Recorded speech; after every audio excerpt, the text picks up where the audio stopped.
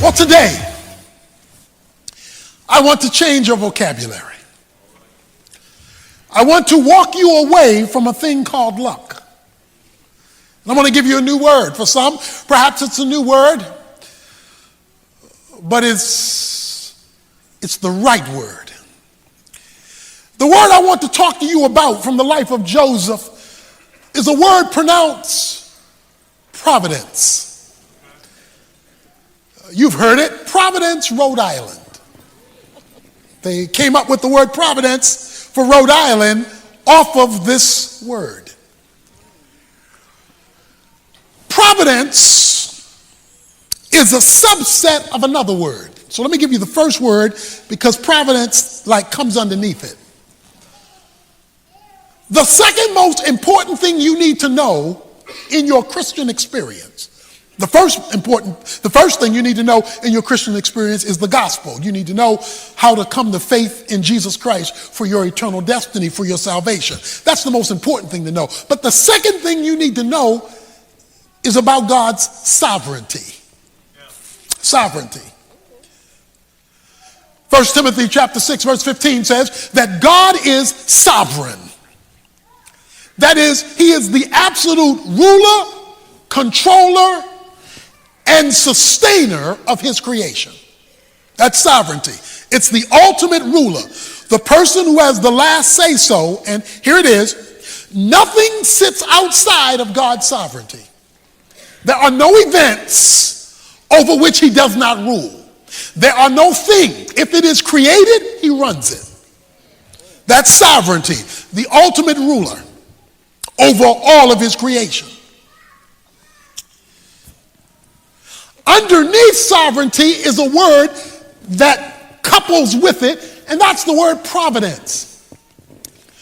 Providence is the way God arranges things to achieve his sovereign purposes. Sovereignty is his rulership. Providence is how he hooks things up, integrates things, connects things, detaches things, arranges things in order to wind up at the sovereign goal to which he is moving. So providence is the arrangement that facilitates sovereignty. The Bible is clear that our God is sovereign and that he does all things, Ephesians 1 verse 11, after the counsel of his own will. That his purposes can never be thwarted. The scripture is clear that he is ruler over all. He's sovereign. Now here it is. You cannot simultaneously have sovereignty and luck. The two can never coexist. Because luck is random events that occur that shape things. But if you have a sovereign God who controls everything, you can't have random events that shape anything. So you can't have sovereignty and luck. You can't have both. And the way God works out what you and I might call luck is through providence. That is, arranging things so that they come together or disconnect as he so chooses. So I want you to begin to moonwalk from luck and begin to make your way toward providence. We have watched Joseph's life, and it is filled with ups and downs. He's in a coat one day, he's in a pit the next day. He's got a good job one day, he's accused of rape the next day. He's in prison, he's forgotten, he's remembered. I mean, this guy is going through stuff. It looks like one day he's got good luck, the next day he's got bad luck. But look at how Joseph looked at his life in verse 19 and 20.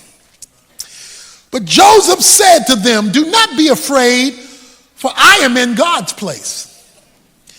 As for you, you meant to evil against me, but God meant it for good in order to bring about this present result, to preserve many people alive. You know what he just said? God did this on purpose. What looked like an unlucky day and a lucky day was God fulfilling his purpose to bring me to my destiny. If you ever get providence, the subset of sovereignty, and move away from luck, you will begin to view life differently. Sovereignty must be the foundation and his providential working, we'll talk about that, by which you now begin to live and look at the events that shape your life so that you can arrive at your divinely ordained destiny. But if you start with the foundation that God is sovereign and that he providentially arranges things to accomplish his goal, you have laid a foundation through which to look at the complexities of life that comes your way.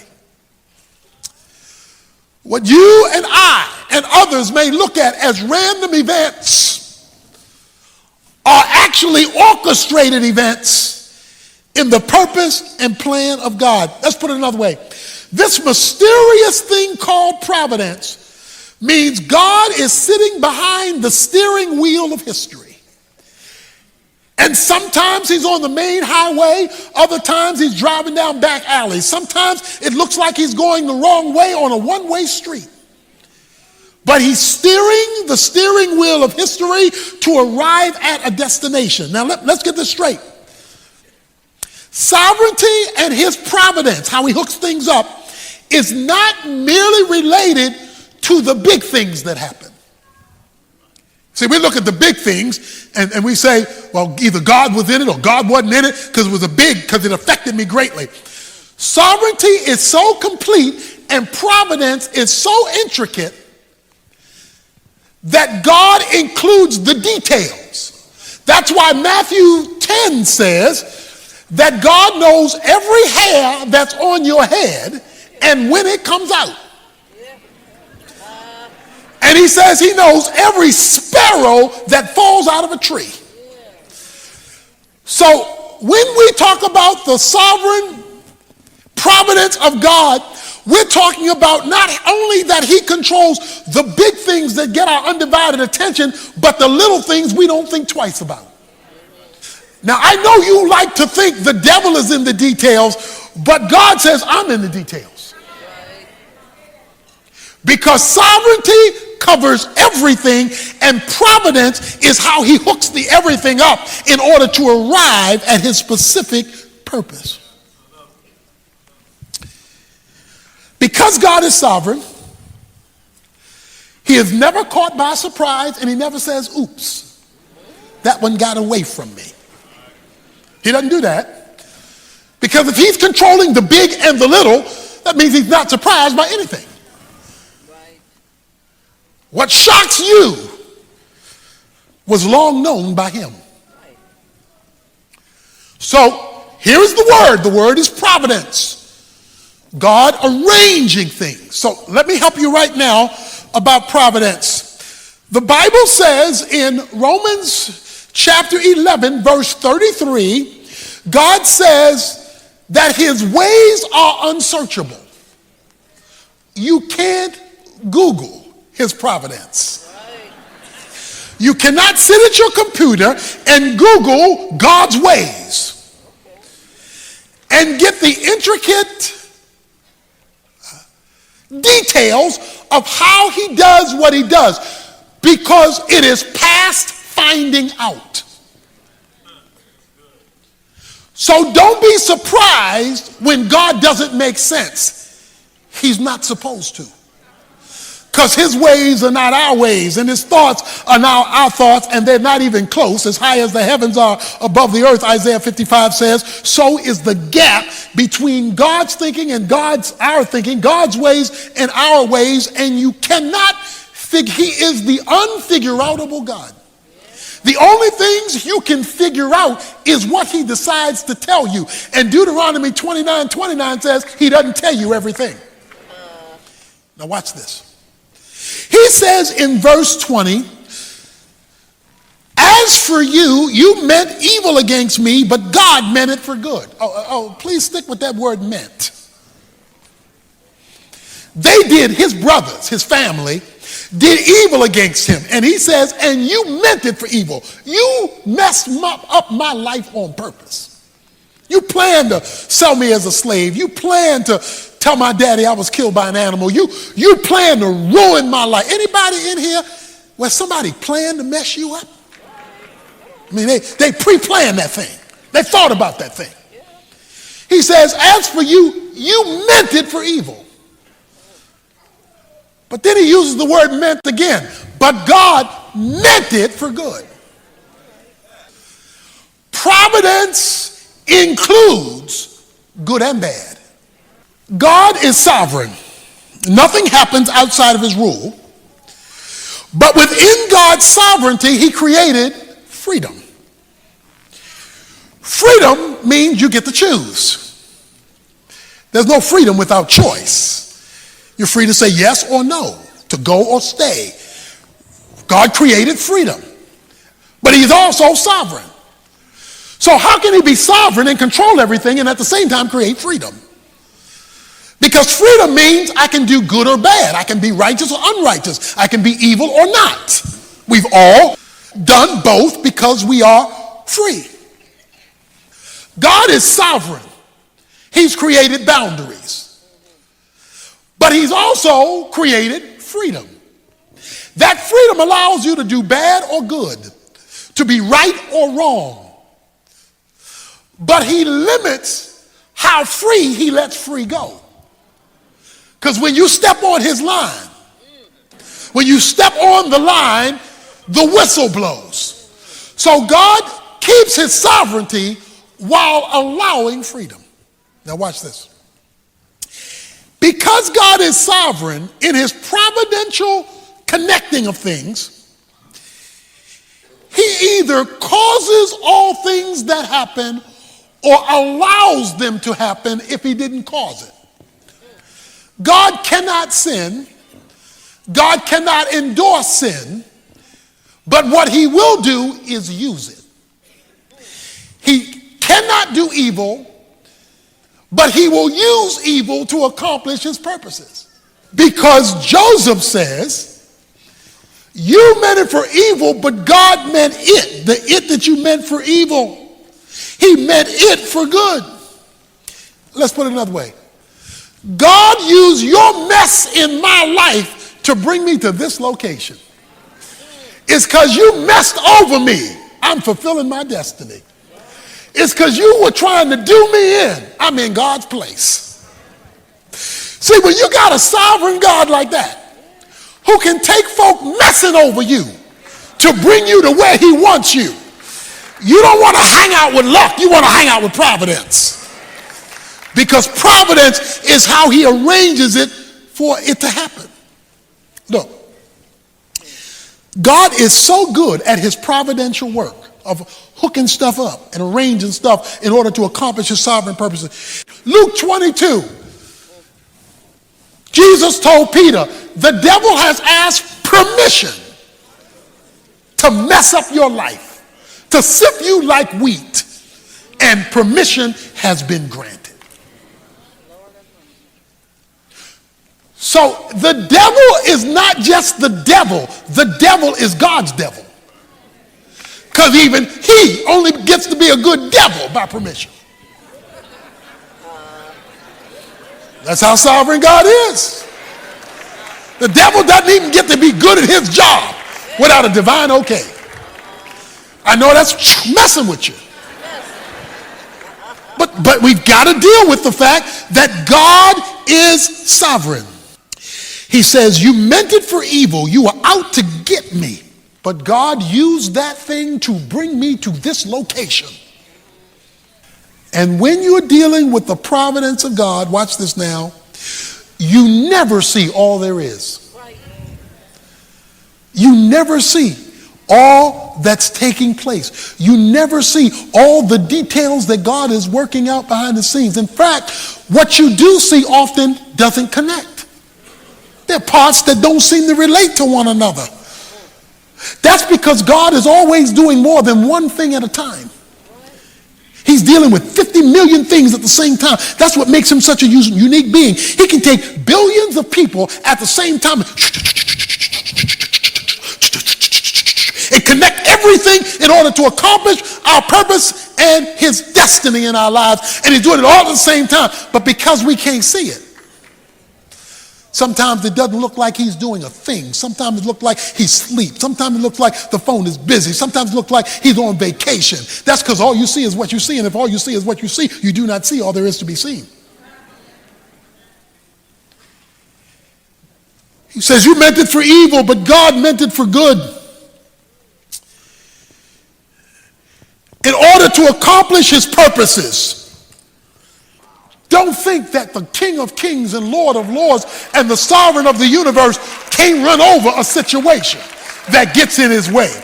And as long as you have a sovereign God who controls providential activity, that means the people, the problems, and the circumstances in your life don't have the last word. Because God can run over anything that gets in his way. His position demands it. Providence, the sovereign hand of God, ruling and overruling all things. You meant it for evil. But the idea here is that God in his providential working takes good and bad to bring about, I like this, the present result. What is his present result? This man has reached his destiny. He's in the place God was taking him all the time. It took him 22 years to get here. When we started, he was 17. This is 22 years later. So it took him 22 years to arrive at this spot. Because we don't arrive at our destiny overnight. Very few people arrive there. It depends on what God's purposes are and whether we're cooperating or contradicting those purposes. Whether we're walking with him or walking against him, which can affect the delay or the development of our destiny. Our goal through this series is for everybody to end your life having reached your destiny. Even if it meant evil had to be used to get you there. Now, I know some of you are thinking, well, what if you're the one that did the evil? That's another sermon for another day. But God never endorses it, but he does use it. Here's the goal of God's providence. You know the scripture well. Romans 8:28. All things work together for good to them who love God and who are called according to his purposes. All things work together for good to those who love God and are called according to his purposes. God's goal in our destiny is always his glory and our good. God is the master weaver. And things are rarely as they appear. You have to know that. There's a statement in this story. I love this statement. Jacob, Joseph's father, he says this. He thinks Joseph is dead. Benjamin, his son, is being held hostage by Joseph, for those who've read the story. They're getting ready to lose Simeon. They're hungry because there's a famine in the land. And Jacob did like many of us when everything is going wrong. He threw up his hands and said, all these things are against me. You ever felt like that? Nothing's right. Everything's wrong. And what's broke gets broker. Just everything is just wrong. He says, all these things are against me. Little did he know. Joseph was fine. Prince in Egypt. Benjamin was fine. Joseph taking care of him. Simeon was going to be fine, and they were all getting ready to go up to Egypt to eat. Because you never see all that God is doing when you're looking at it. You only see that piece that he wants to show you right now You say, why won't you show me the whole thing? So that you learn to walk by faith and not by sight. So that you and I learn to walk by faith and not by sight. We had a cruise to Alaska. It was a cruise, the Urban Alternative, our national ministry, we had a cruise for our donors, and we went to Alaska. A number of years ago, we went to Alaska, and on our way back, the captain said, we're going to hit a storm. The captain said, we're going to hit a storm, and it might be a rough storm. And boy, was it a rough storm. Because we were in a storm, and it was dark outside. Sister Evans picked up the telephone and said, I want to speak to the captain. I sat on the side of the bed and went, oh, Lord. She said, I want to speak to the captain. The lady said, the captain cannot come right now. We're trying to weather this storm. He cannot come right now. I'm so sorry because, this is turbulent, so we cannot come right now.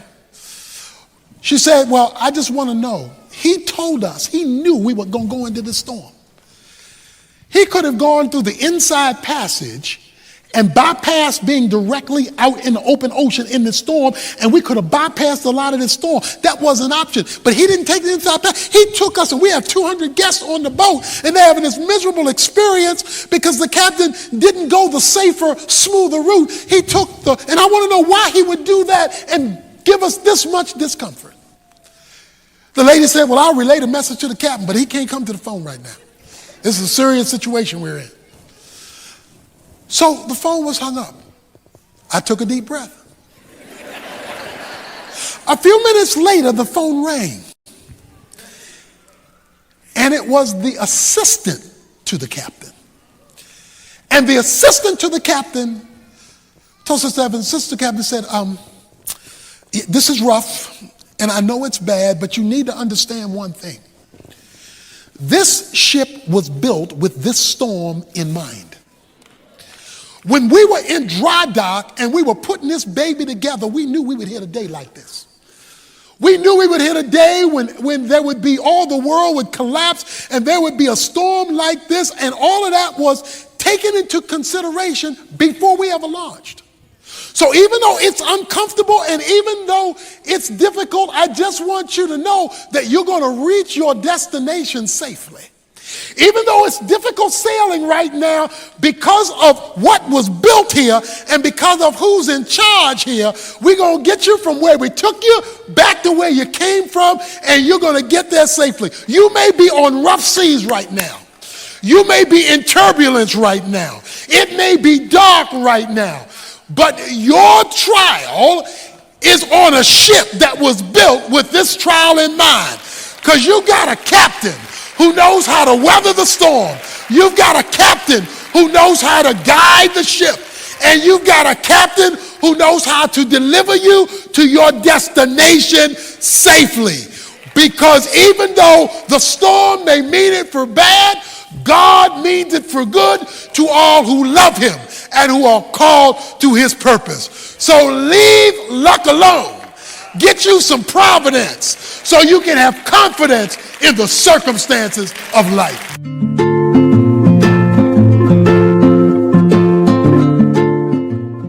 I know it feels like luck, but the biblical word is providence.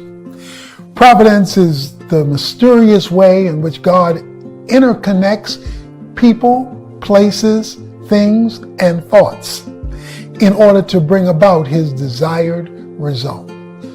Sometimes providence happens with big things, other times with small things, but they're always significant things because they change the direction.